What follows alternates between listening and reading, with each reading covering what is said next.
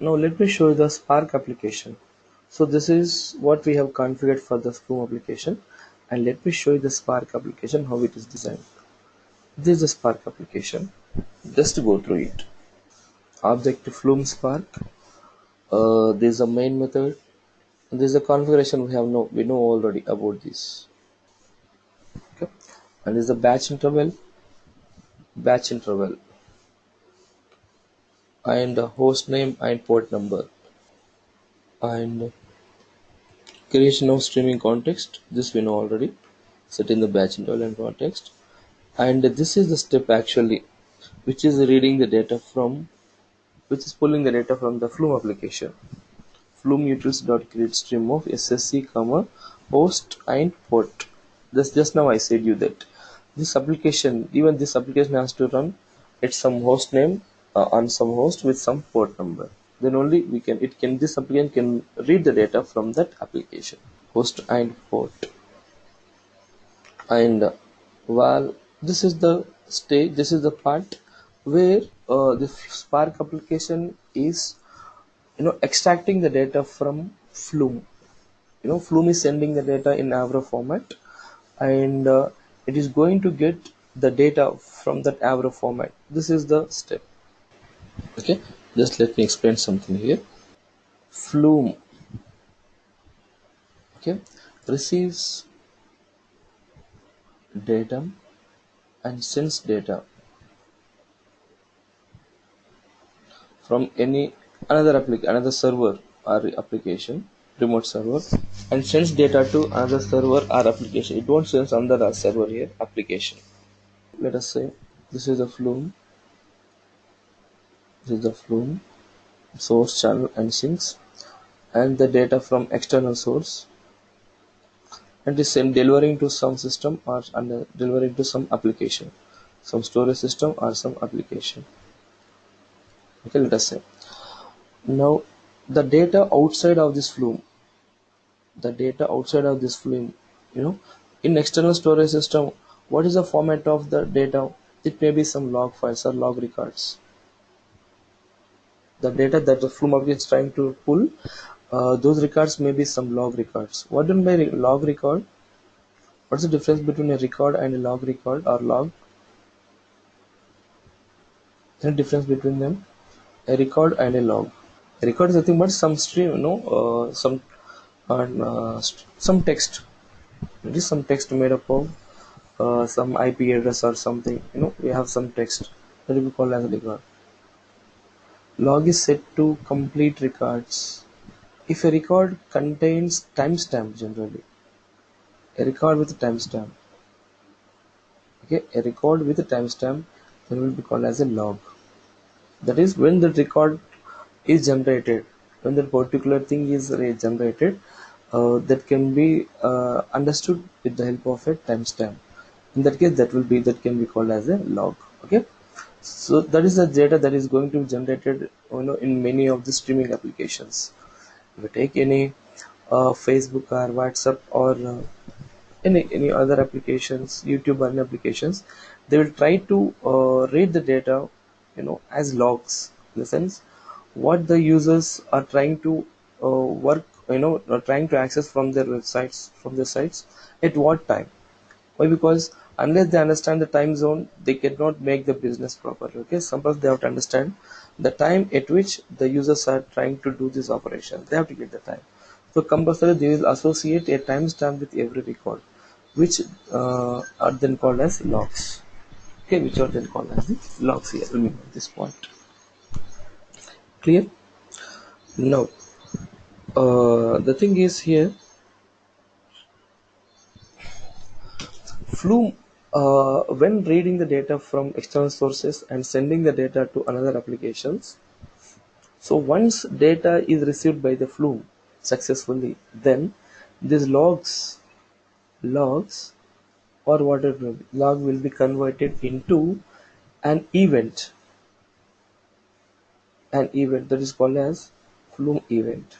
Okay, so when reads the data from any server or any source, that Flume creates an event out of that log. Flume creates an event out of that log. That is called as an event, or simply Flume event or Flume event. So what is it? It is simply a text, right? Simply some text. Log is some text with timestamp. Timestamp will be there obviously. And event is nothing but this entire data will be divided into two parts. It will be created as two parts. That is header and body. Header and body. This is entire part is going to be treated as the body. And what about header? What is the header? Let's say what is that, generally uh, when we take some text format, generally text format, does it have any schema? Text format will have any schema? Some plain text format, does it have any schema? No schema will be there. But if the data sent, let us say it is some JSON file, it is some JSON file, or these are JSON records, not simple records, JSON records, JSON log records. Logs are there, but the format of data is JSON. So JSON will have some schema. So the data will be available stored in JSON in the form of key and value. Okay, key and value. And in this case, the header part is going to be the collection of all the keys and their data types. If it is JSON file, if the records are JSON records, the header part will be the keys and their data types, and the body part will be equal to the will contain the values of the JSON records. Okay, let me show you something like this. Suppose if we have a JSON record something like this, some ID, some 20201, some name, some XYZ, some country, India, let us say. So this is one JSON record. This is one JSON record. So let us understand. Let us take timestamp also into this, comma, timestamp. Let us say one more field. So some timestamp 2018, some 06, some 15, or some hours. Let us close this. So this will be a simple JSON record.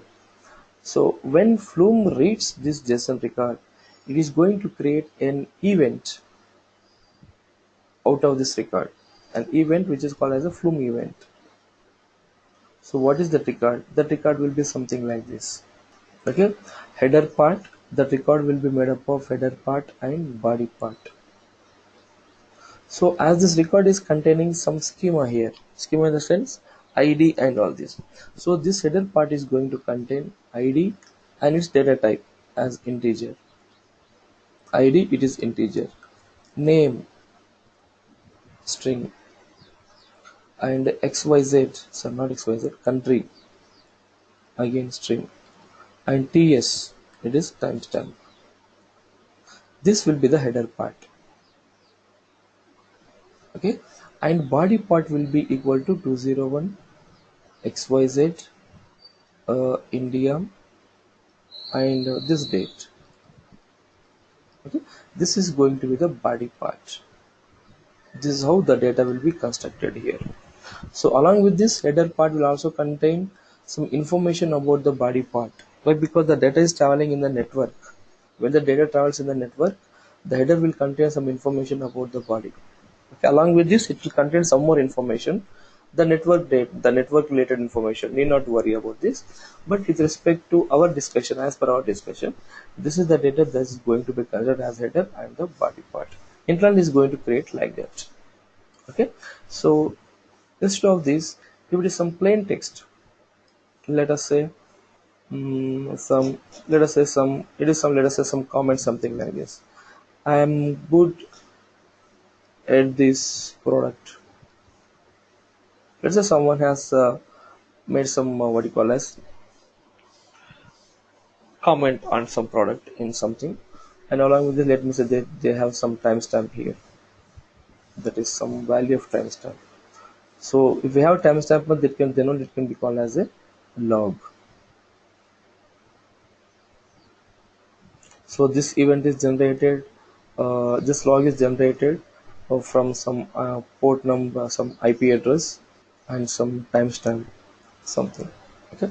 Now this doesn't have the schema. This has only the data. It is some flat record. Okay, record log only our record, but it doesn't have any schema. It's a simply plain format. In that case, header and body.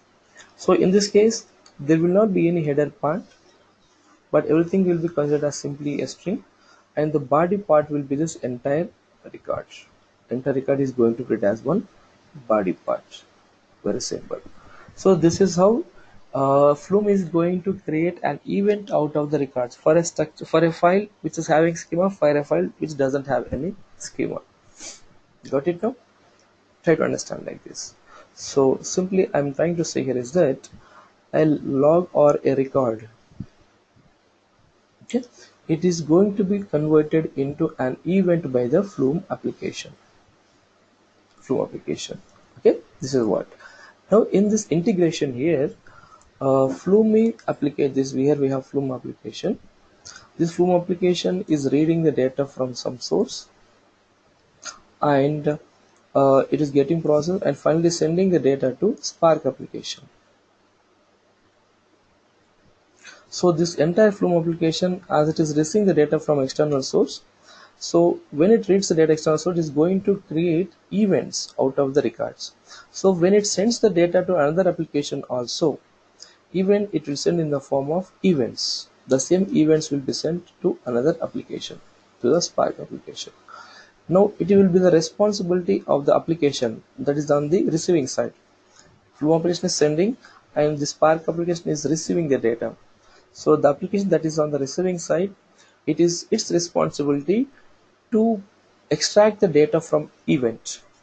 So for every corresponding to every record, if an event will be generated by the Flume. So it's the receiver side application to extract the data from the events.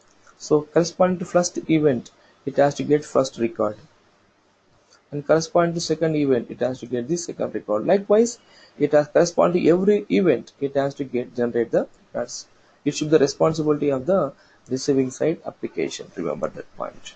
Okay, that is what we are trying to do here. This case. So this application, see this statement.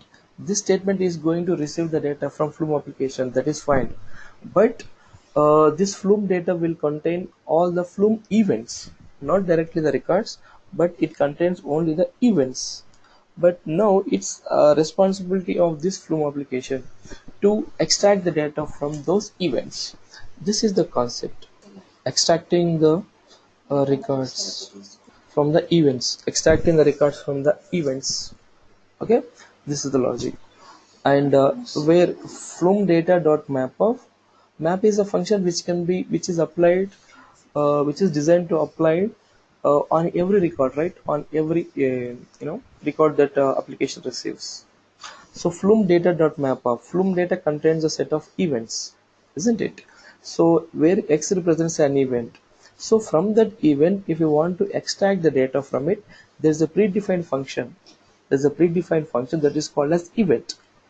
X is an event, actually Flume event, and this is event is the function, predefined function, which is used to extract the data from that Flume event. Got it now? And out of that event, out of this event, otherwise I say no, from this event, I want to extract only the body part. I want to extract the body part. In that case, we use this message body is equal to new string of event.getBody.array. This is the function we have been using here to extract the data as a string, to extract the body part as a string, and that we are loading into message body and we are printing it. Very simple. So this res Flume data contains a set of all Flume events. Then res is going to contain now set of all messages. That is nothing but the records. Only the body part. We don't require the header part. We require only the body part. That is the actual data. Okay. So this res is going to contain the set of records. Flume data here contains receives set of all the events, and res is going to contain set of all the records corresponding to everyone. And finally, we are printing the data printing res. If you want, we can save the data to any storage system, but just to understand it whether it is working or not, let us try to print the data onto the console. This is very simple. Any questions on this, please? Here the arguments of zero is there, right? So Mm. where exactly that zero is calling from? Yeah, we have to supply that now. Let me show you that. We have to supply that, okay? So this Flume application, I'm running on the CDH VMware, the Flume application. And I'm running this, what you call as Spark application in Windows. Okay, Spark app in Windows in IDE. IDE Spark application. So the IP address of this is 172.16.38.1 and 172.16.175.1. This is the IP address at which the Windows, okay, Windows IP address, and this is the floppy address. So Flume application has to send the data to application running on host. So let's say this host 1, host 2, okay, host 1 and host 2. What it know? So it has to send the application to another host, another application running on this host. So this should contain in the sink. In the sink, the type of data has to be Avro, and host name is H2. Host name must be H2 or IP address, and port number you can give any some port number. I give giving the port number 7777. And in this application also, it has to give provide the same IP address or host name and the port number. Okay, understand this point here. So in the Flume application, we have to provide the IP address of the Spark application, the host name on which the Spark application is running. What is my point here? So we have to provide this IP address, and the port number can be anything, but port number must match. The port numbers must match in the both applications. Let me just show you that. So in Windows, how do we see the IP address? Just go to command prompt and hit ipconfig. It is going to show the IP addresses. So this is the IP address actually for its 172.16.175.1. Okay, there are other IP addresses are there, just ignore them. This would be our IP address. And how do we know the IP address in we don't require that in VMware IP address now, but we are interested in only having the IP address of this Windows. Why? Because the application Spark application is running in this Windows. So in this Flume application, we need to provide the host name to be that IP address 172.16.5.1. Okay, and this can be anything. This port number can be anything. So let me save this. Now let me save this to save as the desktop Flume configurations. This will we have saved the file. Let me just run it first once, then you will get that automatically it will be enabled. Then right click on this and run Flume Spark. Then this program will automatically gets enabled for configurations. That's what I'm trying to make a sample run.